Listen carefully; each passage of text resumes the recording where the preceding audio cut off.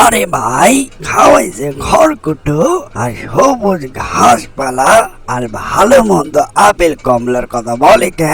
চোখে তো জন্মই দেখিনি।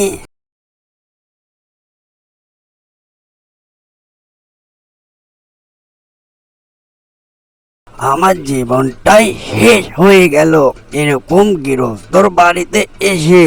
না পাই কোনো স্বাধীনতা, না পাই কোনো ভালো মন্দ খাবার। খড়কুটো আর শুকনো ঘাসপালা, লতা পাতা আর কাঁচা ঘাসই খেতে দেয়, ভালো কিছু তেমনটা ভাবে খেতে দেয় না। ওমর জ্বালা, এই কোথায় চলে আসলাম কিপটার কাছে। আমার পুরো জীবনটাই শেষ হয়ে গেল।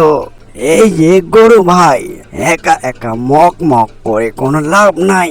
তোমাকে লতা পাতা খেতে দিয়েছি, এ চাইতে কোনো ভালো খাবার তোমাকে দিতে পারবো না। তোমাকে এত ভালো মন্দ খেয়ে কি লাভ? আর কিছুদিন পর তো তোমাকে বেচে দেব। গরুর মহাজন আসবে তোমাকে নিতে, তুমি কোনো কথা বলবে না, বুঝলে? আমি যেটা বলবো সেটাই তুমি হু ধরবে। আরে কি, আমারই আপনি মহাজন বেচা দিবেন? আরে মহাজন, আমারই বেচবার আগে তো ভালো মন্দ কিছু তো খেতে দেবেন। শুধু খড়কুটো আর সবুজ ঘাসপালা লতা পাতাই শুধু খেতে দিলেন। শেষ সময় আমাকে কিছু ভালো মন্দ খেতে তো দেন। অনেকটাই রুগ্ন হয়ে গেছি, কতদিন থেকে ভালো মন্দ খাবার খাইনি।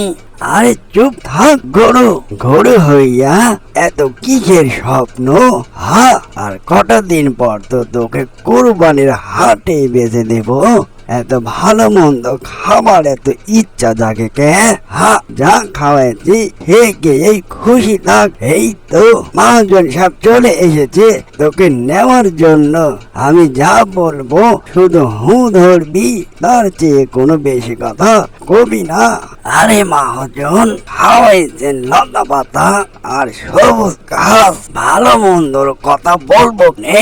কখনো তো চোখেই দেখিনি। ভালো মন্দ খাবার আবার কিভাবে বলবো? আরে ভাই, তোমার কাছে চলে আসলাম ছুটে। তোমার গরুর নাকি অনেক প্রশংসা শুনেছি, দেখতে নাকি ইয়া বড় গরু।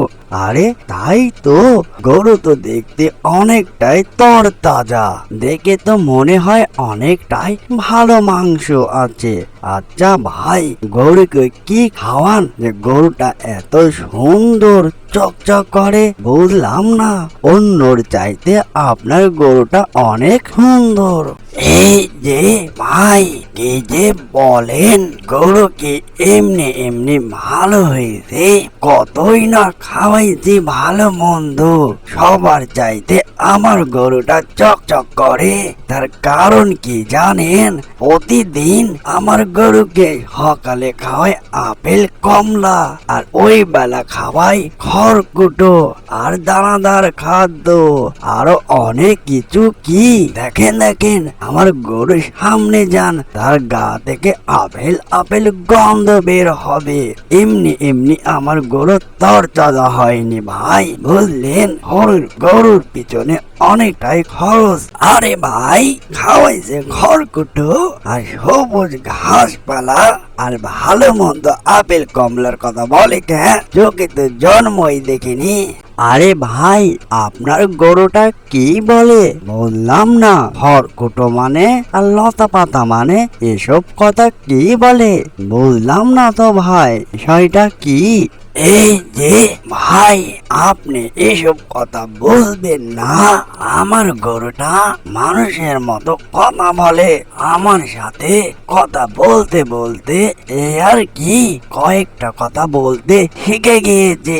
দেখেন না ভাই, যেমন দেখতে তেমনটা সুন্দর, আর মানুষের মতো মাঝে মাঝে কথা বলে। সবই বুঝতে পারছেন ভাই?